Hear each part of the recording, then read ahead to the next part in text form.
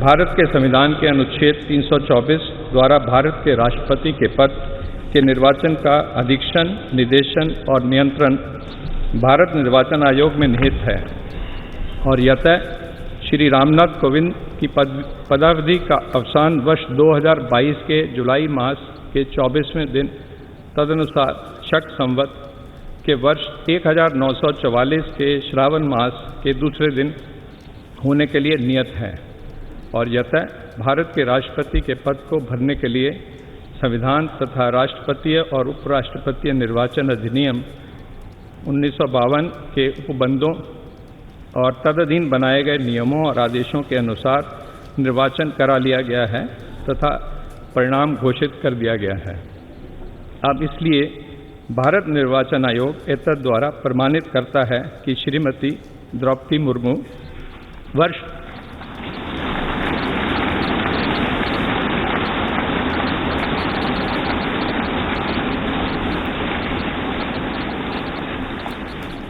2022 के जुलाई मास के 21वें दिन तदनुसार शक संवत के वर्ष 1944 के आषाढ़ मास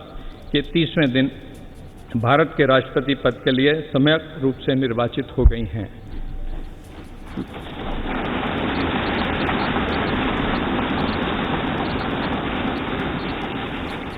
भारत गणराज्य के 73वें वर्ष में हमारे हस्ताक्षर और भारत निर्वाचन आयोग की मुहर से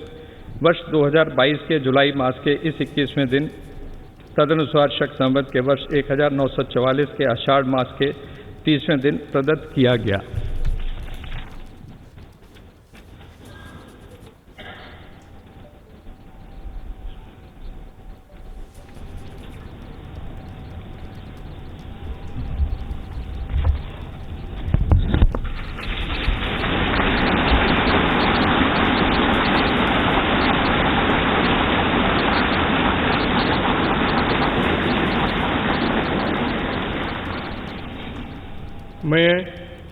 मैं द्रौपदी मुर्मू ईश्वर की शपथ लेता हूँ कि मैं श्रद्धापूर्वक भारत के राष्ट्रपति के पद का कार्यपालन करूँगी सदा अपनी पूरी योग्यता से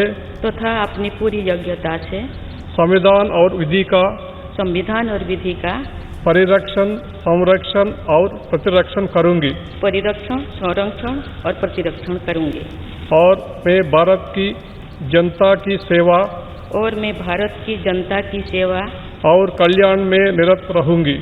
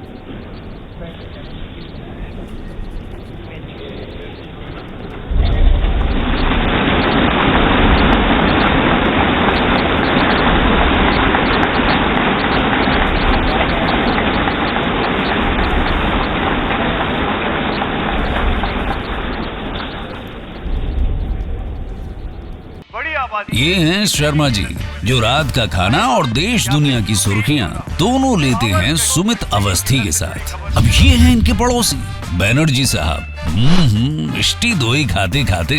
पूरा बंगाल जान लेते हैं सुमन दे के साथ। इनकी तरह आप भी देखें अपने फेवरेट न्यूज एंकर को एक ही ऐप पर और डाउनलोड कीजिए एबीपी लाइव ऐप अपने स्मार्ट टीवी पर।